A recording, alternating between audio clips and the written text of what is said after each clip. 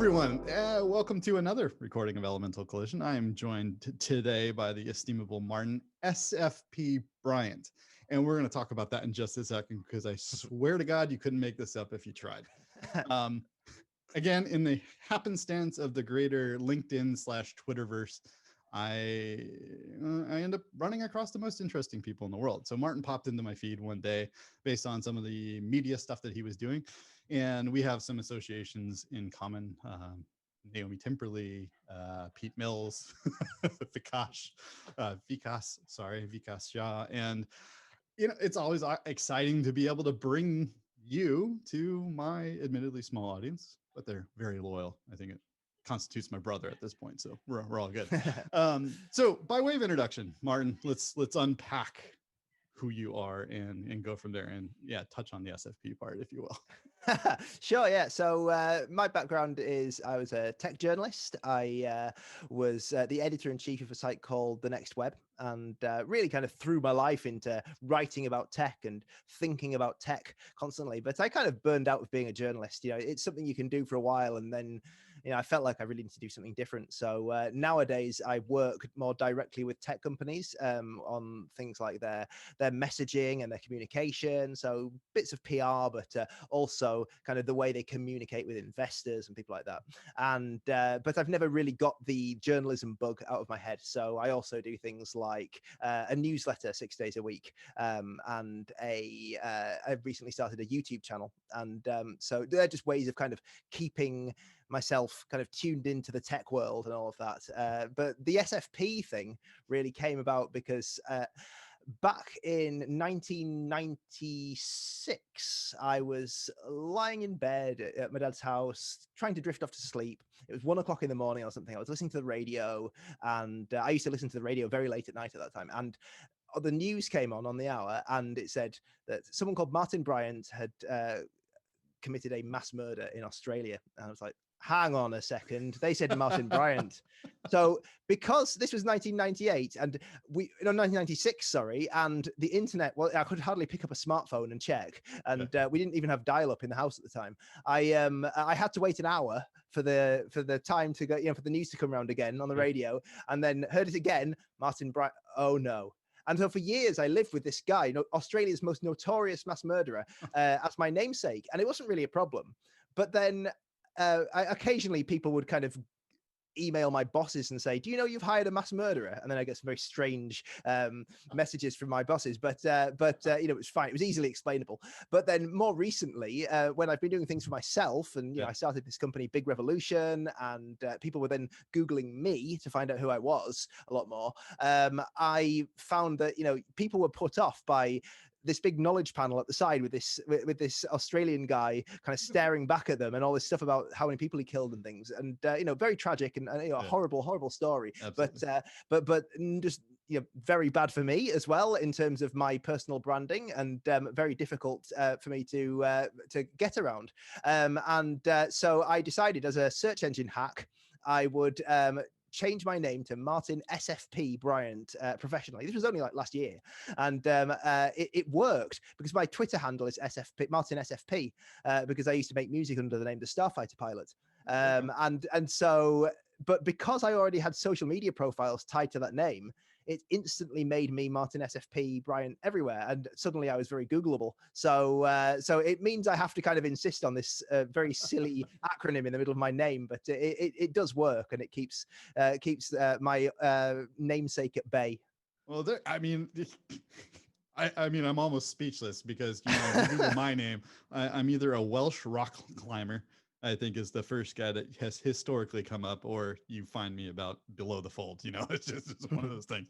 So yeah, I would not exchange my notoriety on Google for Martin Bryant's notoriety at this point. But I appreciate the context there, because that's pretty interesting. Now, I ask everybody that comes on here, by way of introduction to everything, obviously your background, but tell us a little bit about what community means to you. You've obviously worked across a lot of different kind of areas in technology and whatnot. So what does community look like to you? What does it mean to you? So for community, for me, I think the most important part of community is curation and cultivation. I think it's very easy to bring people together around a particular topic and or a shared interest or a shared worldview. But if we're talking about online community particularly, it's very easy for things to go off the rails with spam, and in this increasingly polarized world, political talk that leads into dark places, and arguments that take take everything off the rails, and reduce the quality of that community. So what I found increasingly in recent years is, when I'm kind of adminning a Facebook group or looking after any kind of community, it's really that constant sense of responsibility for curating a quality experience that means that everyone involved gets value out of being part of that community. Yeah, I mean, we wouldn't join these things if we didn't feel like there was some value. I mean, sometimes it's a perceived value, right? I joined LinkedIn because the perceived value there is people can look at my profile as a CV, or they can look at my Twitter handle. They can understand this is Dave Graham or whatever. But the actual extracted value, like you're saying, is curation. We spend time kind of developing our network. We don't accept everybody that comes in the door. We don't follow everybody on Twitter, right? We spend time curating and qualifying who we want to surround ourselves with, either virtually or in person, right? There's differing dynamics to that these days for sure. So I appreciate the context on that. Now, going back to the SFP part, well, what was the you said you did music. Now this is Yeah. intriguing to me. So what was the genesis of that? Well, I've always had songs in my head. Like I've always kind of, ever since I was probably since I was about 4 or something, I can remember making up songs and singing them at school. And so I always had songs in my head that I was making up. And then I found, as I got into my 20s, I really had to record these songs, because otherwise they'd stick in my head and loop in my head forever.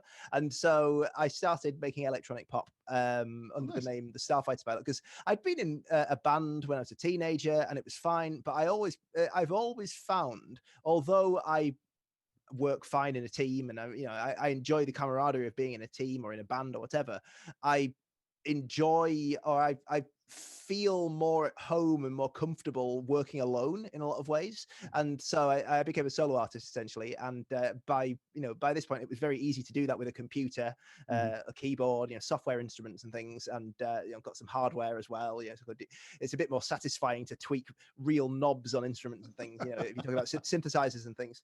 Sure. So yeah, I played a lot live, mainly around the Manchester area, but also other parts of the UK.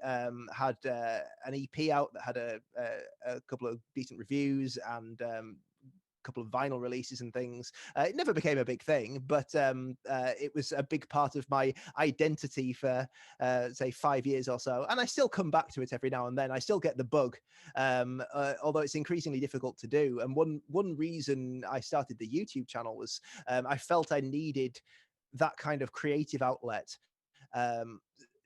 Producing something that then goes out to an audience, and although I do writing and my newsletter and things, it becomes kind of boring after a while. I still do it because I still find it satisfying, but it doesn't stretch me at all. So going to video is kind of giving me something new to work on now, that kind of has replaced the music in that respect, I think. Yeah, and I get the I play guitar. I learned how to play piano at a young age, then went to trumpet. I think was trumpet, which was a whole. I love the simplification. Now it's 3 valves versus a whole bunch of keys, right? And guitar, very, very mechanical. I think everybody in my family at one point played some sort of instrument, right? So I was surrounded by it from an early age. But yeah, that urge to create that kind of feeling that you have to get it out. I can I empathize with it. Yeah, my problem though is that my physical coordination is terrible. So I can't play guitar because if I'm focusing on one hand, I can't focus on the other hand. I just can't do it. And I imagine if I practiced enough, 8 hours a day for a year, I'd probably be fine. But I don't have the kind of sense of commitment, I suppose, to put that much time into something like that. So I find that using computers and synthesizers, and I can, I'm not the world's most accomplished keyboard player, but I can play keys well enough to, put music in and to perform with some kind of expression to a certain degree. So that's good enough. But yeah, it was only really when computers became good enough to be able to take what's in your head and turn it into something that is listenable and interesting and of a high quality, that I really found a proper outlet for all of that. Yeah, I think we've seen that kind of in the emergence of, so again, YouTube channels and then people are kind of stepping into video. I never wanted to mess with video at all, ever. I always found it fascinatingly complex. The concept of non-linear video editing was like, to me, I don't want to deal with this, like now I got to manipulate time, space, everything together and figure out how to pull these pieces apart. And, I stepped into something that's arguably not the simplest, right? It's not iMovie or whatever. DaVinci is still pretty complicated, but I've appreciated going to YouTube and being like, all right, so I need to create a logo. I need to do this. And, having somebody walk through and taking that modality, it's easy for me because I'm a visual learner, right? I need that kind of learn by example, see somebody else do it, and then I can follow in their footsteps and kind of make it my own kind of concept. So, it's always been that thing, and I tend to be like a very analog kind of guy. So kind of stepping into this digital thing and not mucking around, has been a challenge. And so, I like the knobs on my mixing board. Yeah. There's less knobs. At least there's faders. I had to have something with faders, Right. Yeah. So it makes me feel like I'm back into music and doing it. I actually had a conversation yesterday with, I think he's the CEO of a microphone company. He sent me a cell phone number. He's like, yeah, let's have a conversation. And we were talking about, these type of things. And he's like, well, you use warm audio. That's great. And we sat there and like literally it was a mind-blowing conversation, because here's some guy that's super passionate about the idea of audio, and the diaphragms that are in these microphones and how they're created. And, it's such an analog feel to something that's so digital and overly produced, so it's always these kind of interesting collisions with the people that you meet. Yeah.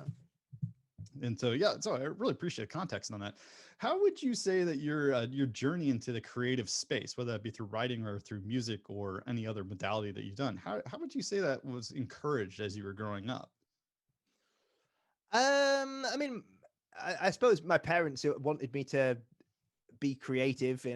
My mum was a piano teacher, so she was giving me piano lessons. Although again, that commitment issue came in, where I was 7 years old learning piano, and I just didn't want to. I'd sit down for the lesson, but then I didn't want to then go to. We had a piano in the house, but I didn't want to sit down, for hours every week and learn to play the piano properly. If it was good enough to bash out a tune, that's fine. But I never became good enough to get certificates or whatever it is that piano players get when they're starting to learn. They encouraged me to do acting, and so I used to be into kind of amateur drama out of school, and plays and all that kind of thing. So it went to a drama festival in former Eastern Germany, only a couple of years after the Berlin Wall fell, actually. So that was an interesting experience. But yeah, so I suppose I was always encouraged to be creative. But I think more than that, I think I've just got a brain where I have to be, it is just leave me without a focus for a few minutes, and I'll start spewing out random stuff out of my head that like a story, or like just a poem or something will just come out of my head, and it won't necessarily be any good, but it's frustrating actually when you kind of just making breakfast or something, and a song comes into your head, and you kind of sing it to yourself, and that's actually quite good, and then by the time you've started work or whatever, you've forgotten it, and I also realized that actually it would take a whole day of sitting down and recording and getting it together to actually turn it into something that you'd want to share with anyone. So these ideas just disappear. But yeah, I suppose creativity is just kind of in there, luckily. So yeah, I harness it whenever I can.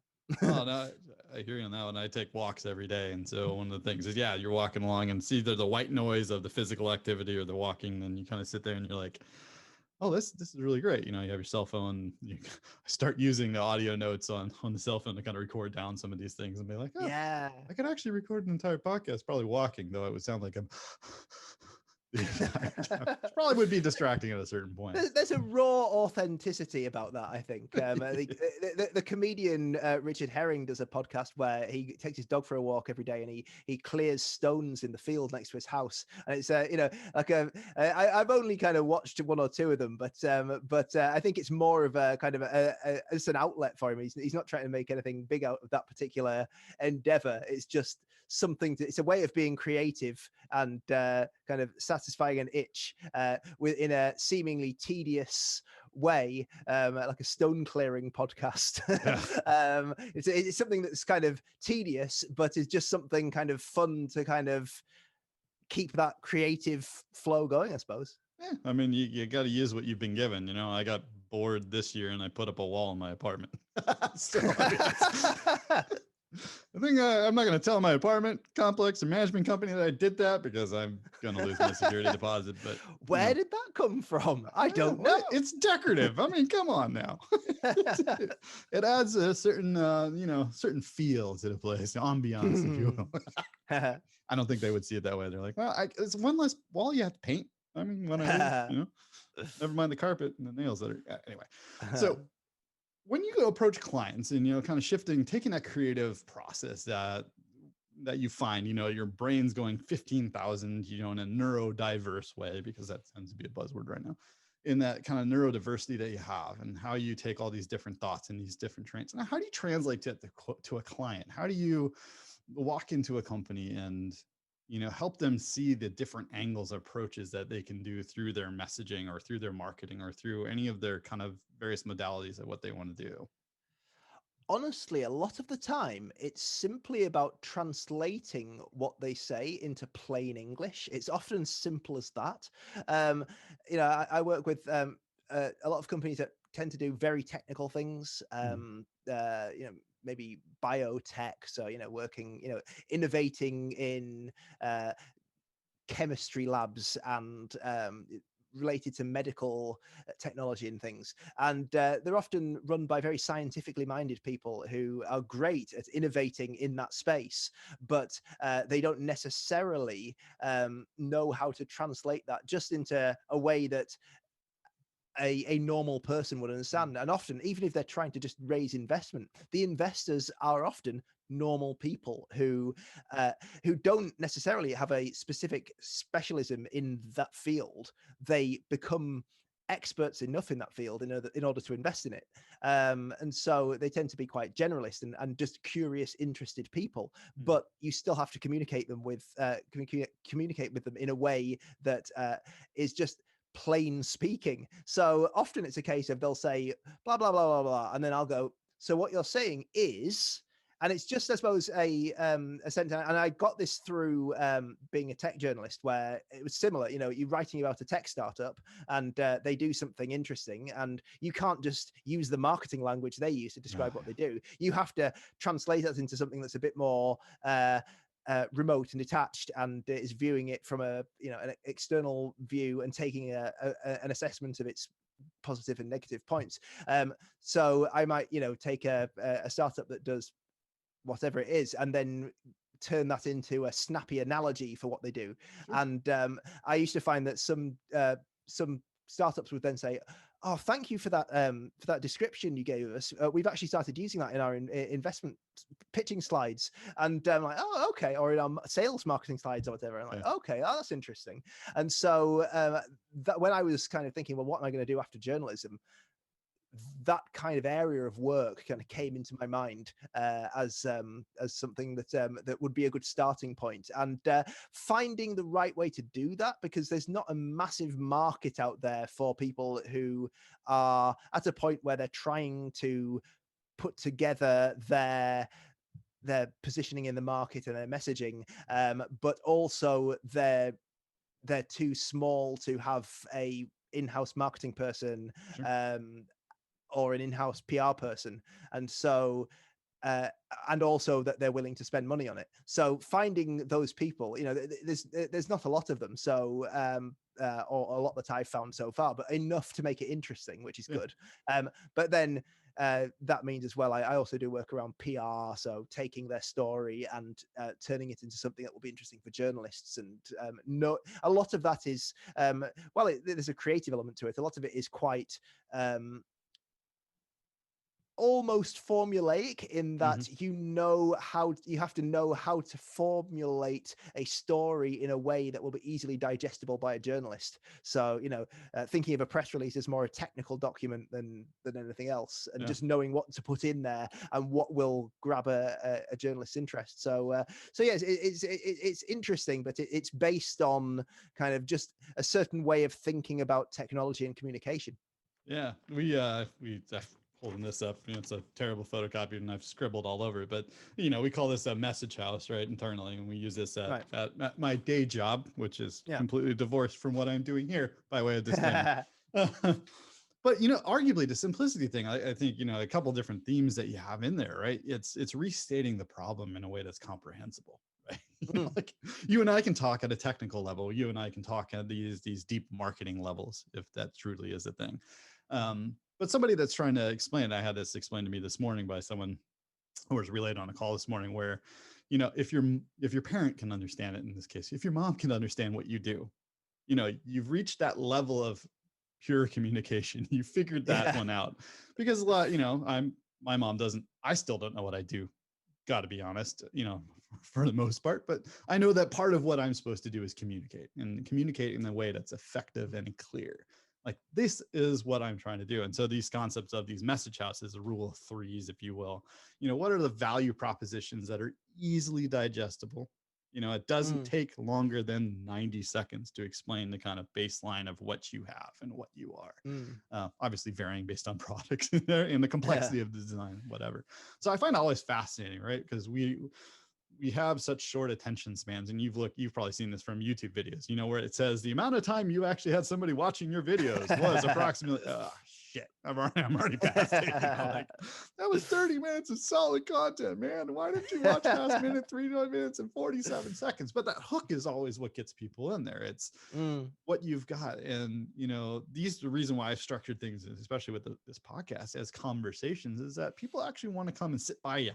They actually want to understand what's going on. They want to join your flow of thought a lot of times, because everybody talks at people, right? There's not a lot of talking with people these days, it feels like.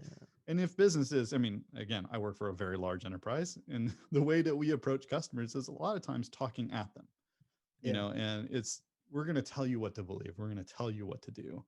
And I kind of switch up and saying, well, what do you want to actually convey, and how is this being perceived in there? And we pay lots of people lots of money to go kind of do that market sampling, like talk to analysts and do that stuff. But for a lot of startups, I talk to a lot of them, it's incredible to see that, that light turn on, right? When you have that moment of like, that's a great way of stating that. And I don't know if you found the satisfaction in doing that, but yeah, it's amazing. Oh, absolutely. And sometimes it's just the process can be useful. There's a company I'm working with at the moment, and they were really struggling to find exactly the best way to present what they do. And so I said, well, okay, how about I just put everything you've told me in this 2-hour call and several presentations you've sent to me. How about I distill all that into a simple just page of A4, and you can just take that, and if that's the right kind of direction, then we can start refining it from there. And I drafted that up, and then they said, oh, thanks for this, we've suddenly realized that we have a lot of work to do to actually figure out what it is we want to be and where we want to go with it. And suddenly it clicked with them that that's what they needed to do. And so then they went away and spent time sorting that all out. But just the process of going through that, even though at that point we hadn't got a finished product, was valuable in and of itself. I had a similar experience this week. Just talking through something is just really valuable in helping really draw out what's interesting and what's actually useful to people. And yeah, it's that plain speaking, the academics bug me, because in a way, and I know you're an academic yourself.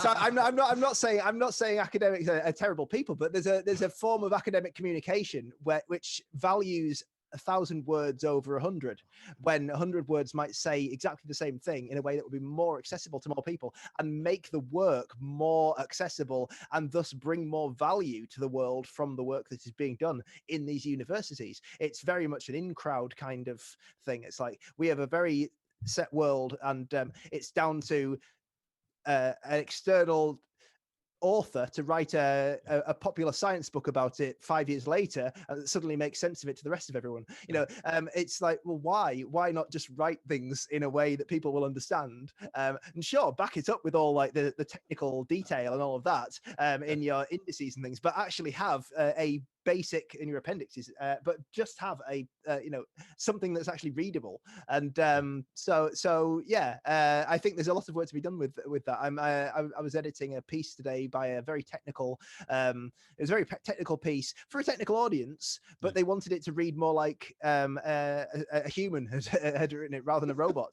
And and no disrespect to the person who wrote it, because they just think in a very technical way, and that's perfectly fine. The world needs people like that, but the world also needs people who can then take that way of communicating and then translate it into kind of normal speak or whatever. Yeah. Oh, yeah. You can bag on academics all you want to. I think the joy I've had kind of rejoining academia again. I mean, I talked with Naomi about this as well. Her kind of like, really, you guys think that way? And kind of rejoining these particular circles, right? And you see this, because I'm in the market of simplifying everything I want to do. I don't want to necessarily write 85,000 words on on a subject matter as complex as marginalized communities, data trust, and emerging tech. I mean, it's heady enough already, right? I don't need to add. I do need to add more, because that's what my degree is going to be on. But like that concept, I think we use your bigger words that kind of important gravitas, right? To this I'm going to talk about intersectionality now. Yeah. So what you're saying is people from diverse backgrounds are inevitably going to collide in some sort of social way. And there needs to be an understanding between, like all these things kind of wrap up material theory. We all want things. We're all going to do things to get things. And that's material theory, and in a very distilled way, like all this stuff. So it's kind of mind bending, to a certain extent. But no, I love the stories. I love the applications there. And it's humbling to be able to step into that space, right? Like you're saying, there's always a need for people that can relay things in that format. My half brother goes to the University of Edinburgh. He's getting his PhD in economics there. He talks at a level that is well above mine, and kudos to him. Evan's a brilliant, brilliant guy. I'm way down here going, hey, listen, people need to be able to trust other people. And we're going to use that. We're going to use these, wonderful cell phones and, hey, iPhone 12s and all that kind of fun stuff that's coming out. We're going to use that to exchange information. So how do we exchange information in a way that makes us trust each other? Especially since we're all locked behind doors, so that kind of different approach. So I appreciate it. I think the whole thing that's happened over the last few years of the famous Michael Gove quote about people have had enough of experts and things, and this kind of distrust of expertise these days, and the elevation of unqualified newspaper columnists, often to the highest seats of power in the land. But I don't know what you're talking about. but I think a lot of that problem is with people not trusting experts, is experts not being accessible and not maybe communicating their expertise in a way that is understandable and relatable to a lot of people. And so people, if it doesn't chime with their own personal experiences, they reject that. And I think there's something to be said for the power of simple communication there as well. Going back into history, it's like the advent of the printing press. Gutenberg made, he used the fancy word democratized, if you will, literature, democratized words in a way that was understandable, using the lingua franca, so to speak, and instead of using formal Latin, by being able to take what was exclusively stuck within the halls of academia, so to speak, and bringing it and making it accessible to folks. And you can look through history and find those. And then when those revolutions happen, so it's almost like we're at another Gutenberg moment as well, where we have all this information crowding in here, and we have that kind of bifurcation of society into the haves and have-nots, and in Yeah. this case, the information elites and versus the common sense masses, if you will. And trying to bridge those gaps between, hey, you come down to my level and I want to come up to yours. We'll all pull seats up to the table and have that. So I know Yeah. we're running out on end of time here. So little plug for your company. Let's tell me what you got and where we can go find it, and we'll end on that. Sure, yeah. So Big Revolution is my company, and so there are two sides to it. There's the kind of media and publishing side, which has a newsletter. So you can find that at bigrevolution.net/newsletter. That's 6 days a week. It distills the most important tech news and media news of the last 24 hours, as I see it personally, into bullet points, and then has Monday to Friday some analysis. So maybe a few hundred words analysis of a story I found interesting that day, a long read from somewhere else you can read, a tweet of the day often as well, that kind of thing. I also have the YouTube channel. You can find that, just search for Big Revolution on YouTube. There are a few Big Revolution channels, but mine is, I think, the only active one, and has a nice BR logo. And look for the SFP as well, right? Yeah, and yeah, so that launched at the start of October, and Nice. so there's only a handful of videos on there, but more coming all the time. And the focus of that, I very recently decided on the exact focus of the channel, after kind of starting it and just seeing where it went. It's about how tech companies communicate and how tech can help you communicate. Then the other side of the company is the consultancy I do with tech startups and with media companies. So that's a real mixture. It's this kind of stuff we've been talking about, but it's also writing reports. So I wrote a big research report for a big broadcaster. That was a collaboration with another colleague, with another person who works in the same space earlier this year.